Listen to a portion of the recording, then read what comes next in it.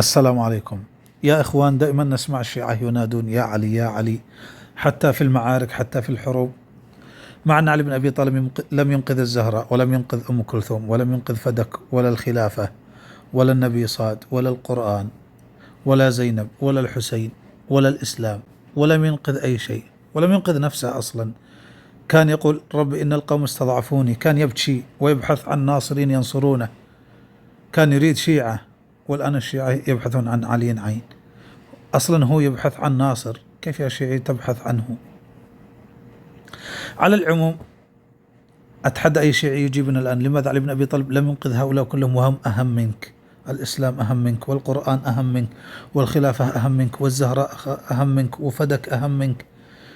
الزهراء نفسها كانت تقول يا علي بن أبي طالب: رجع لي فدك، رجع لي فدك، وهو رفض. فقالت ابن أبي طالب: اشتملت شملة الجنين وقعدت حجرة الضنين. فالزهراء نفسها توسلت به ولم ينقذها. وأم كلثوم حاول أن ينقذها من عمر، ويقول: يا عمر إنها صبية، ولكن عمر هدده بقطع يده فخضع. على العموم يا شيعة، أنتم حتى أنفسكم شاكين في علي بن أبي طالب، وتعترفون أنه صاحب تقية وخائف ومرعوب، ولذلك لجأتم إلى عمود الكهرباء. والله العظيم هذا معروف.